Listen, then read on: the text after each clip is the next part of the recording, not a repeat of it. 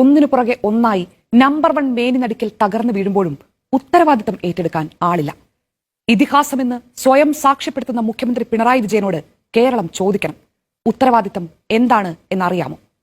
13കാരന്റെ ജീവനെടുത്ത അനാസ്ഥയ്ക്ക് മറുപടി പറയേണ്ട മന്ത്രി ചോദിക്കുകയാണ്, പോക്കറ്റ് മണി പ്രഖ്യാപിച്ചതിന് അഭിനന്ദിക്കാത്തത് എന്താണെന്ന്. ഈ സർക്കാർ എന്തിനുമേതിനും പഴിചാരുന്ന സിസ്റ്റത്തിനെ ഉത്തരവാദിത്തം എന്ന വാക്കിന്റെ അർത്ഥം പഠിപ്പിക്കാൻ കേരളം തയ്യാറാകണം. സർക്കാർ സംവിധാനങ്ങൾ വിമർശനം നേരിടുന്ന ഏതെങ്കിലും ഘട്ടത്തിൽ കേരളത്തിന്റെ മുഖ്യമന്ത്രി വിശദീകരിക്കാനെത്തുന്നത് നമ്മൾ കണ്ടിട്ടുണ്ടോ?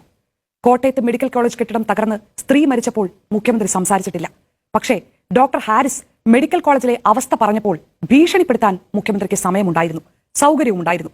നിലമ്പൂർ തെരഞ്ഞെടുപ്പ് പരാജയത്തിന് ശേഷം കേരളത്തിന്റെ മുഖ്യമന്ത്രി ഒരു ചോദ്യവും നേരിടാൻ തയ്യാറായിട്ടില്ല, വാർത്താ സമ്മേളനം വിളിച്ചിട്ടില്ല. പരാജയങ്ങൾ വിശദീകരിക്കാൻ നമ്മുടെ മുഖ്യമന്ത്രിക്ക് സൗകര്യമില്ല. വിശ്വസിച്ച സർക്കാർ സംവിധാനങ്ങളുടെ വീഴ്ചയിൽ മനുഷ്യർ മരിച്ചു വീഴുമ്പോൾ മനസ്സ് തൊടുന്ന ഒരു ഖേദപ്രകടനം പോലും കേരളം കേൾക്കുന്നില്ല. എങ്ങനെ കേൾക്കും? പ്രതിച്ഛായയാണ് പ്രധാനം. ഈ അപകടത്തെക്കുറിച്ച് തന്നെ നമ്മുടെ മുഖ്യമന്ത്രി പ്രതികരിച്ചത് എങ്ങനെയാണെന്ന് കണ്ടതല്ലേ? നാട്ടിലെ മനുഷ്യരെല്ലാം നടുക്കവും സങ്കടവും പങ്കുവെക്കുമ്പോൾ കേരളത്തിന്റെ മുഖ്യമന്ത്രിക്ക് സംസാരിക്കാൻ സൗകര്യമില്ല. അവസരമില്ലാത്തതുകൊണ്ടല്ല, സൗകര്യമില്ല. സാമാന്യ ബോധമുള്ള മനുഷ്യർക്ക് കണ്ടാൽ തിരിച്ചറിയാവുന്ന വീഴ്ചകളാണ്. പക്ഷേ ഷെഡിന്റെ മുകളിലേക്ക് വലിഞ്ഞു കയറിയ കുട്ടിക്കാണ് കുറ്റം എന്ന ധ്വനിയോടെ സംസാരിക്കാൻ സാധിക്കുന്ന മന്ത്രിമാരുണ്ട് നമുക്ക്. ജനരോഷം ഭയന്ന് മിണ്ടാതിരിക്കുന്ന ഭരണാധികാരികളിൽ പലരുടെയും മനസ്സിൽ ചോദിക്കാനാകാത്ത ഈ ചോദ്യത്തിന്റെ വിമ്മിട്ടമുണ്ട്. കുട്ടി ഷെഡിന് മുകളിൽ കയറിയതുകൊണ്ടല്ലേ ഷോക്കേറ്റത്? പാർട്ടി സംസ്ഥാന സെക്രട്ടറിക്കാണെങ്കിലോ ഈ പ്രശ്നത്തിന്റെ പേരിലും രാഷ്ട്രീയ മുതലെടുപ്പ് നടക്കുമല്ലോ എന്നാണ് ആധി. ഓരോ പ്രശ്നത്തിന്റെ പേരിലും കലാപം ഉണ്ടാക്കാനാണ് പ്രതിപക്ഷം ശ്രമിക്കുന്നതെന്ന് രോഷം കൊള്ളുന്ന പാർട്ടി സെക്രട്ടറി ഒന്ന് ഓർത്തു നോക്കണം. CPM പ്രതിപക്ഷത്തിരിക്കുമ്പോഴാണ് ഒരു കുട്ടി സ്കൂളിൽ വെച്ച് ഷോക്കേറ്റ് മരിക്കുന്നതെങ്കിൽ നിങ്ങൾ സ്വീകരിക്കുന്ന നിലപാട് എന്തായിരിക്കും? CPM സമര കാഹളങ്ങൾ ഉയർത്തുന്ന കാലത്താണ് മെഡിക്കൽ കോളേജ് കെട്ടിടം തകർന്ന് സ്ത്രീ മരിക്കുന്നതെങ്കിൽ ഈ കേരളത്തെ നിങ്ങൾ എങ്ങനെ തിരിച്ചു വെച്ചിട്ടുണ്ടാകും? അനാസ്ഥ തുടരെ പാവം മനുഷ്യരുടെ ജീവനെടുക്കുമ്പോൾ അത് ചോദ്യം ചെയ്യുമ്പോൾ ഭരണകൂടത്തിനുണ്ടാകുന്ന അസ്വസ്ഥതയെക്കുറിച്ച് വേവലാതിപ്പെടുന്നത് എന്ത് തരം രാഷ്ട്രീയമാണ്? കുട്ടി ഷോക്കേറ്റ് മരിച്ചതറിഞ്ഞപ്പോൾ ആ സ്കൂൾ അധികൃതർക്ക് എന്താണ് പണി എന്ന് രോഷം കൊണ്ട വിദ്യാഭ്യാസ മന്ത്രി പ്രതിപക്ഷ സംഘടനകളുടെ പ്രതിഷേധം നേരിട്ട് തുടങ്ങിയതോടെ സംയമനം വിട്ടു. കുടുംബത്തിന് 3 ലക്ഷം അത്യാവശ്യ പോക്കറ്റ് മണിയും മറ്റ് സഹായങ്ങളും പ്രഖ്യാപിച്ച സർക്കാരിനെ അഭിനന്ദിക്കുന്നതിന് പകരം കരിങ്കൊടി കാണിക്കുന്നത് എന്തിനെന്നായി രോഷം. ഒന്ന് ആലോചിച്ച് നോക്കൂ. മാപ്പില്ലാത്ത അനാസ്ഥയ്ക്ക് മറുപടി പറയേണ്ട മന്ത്രി ചോദിക്കുന്നത് എന്താണ് ഞങ്ങളെ അപ്രീഷിയേറ്റ് ചെയ്യാത്തത് എന്നാണ്.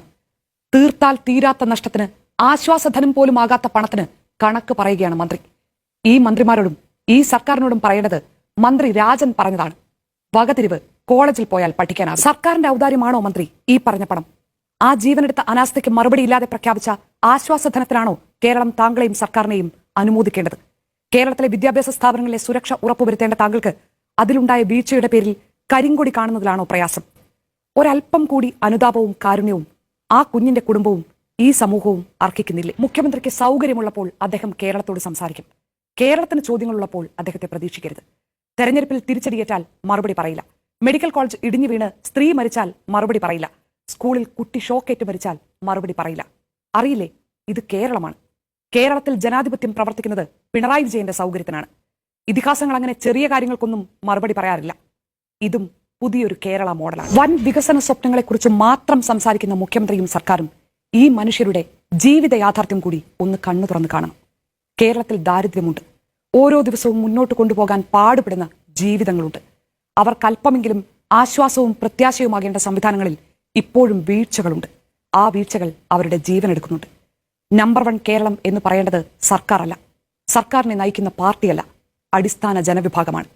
അവരുടെ ജീവിത നിലവാരം മെച്ചപ്പെടുത്തുന്നതിന് പകരം സാമാന്യ ബോധവും യുക്തിയും പൊതുമര്യാദകളും നഷ്ടപ്പെട്ട ന്യായീകരണ ക്യാപ്സ്യൂളുകളാൽ വയറു നിറയ്ക്കുന്ന ഒരു ജനതയായി കേരളത്തെ മാറ്റിയവർക്ക് മുന്നിൽ കുഞ്ഞു മിഥുന്റെ മുഖം വന്നു നിൽക്കും. കണക്ക് ചോദിക്കാതെ ഒരു കാലവും കടന്നു പോകില്ല.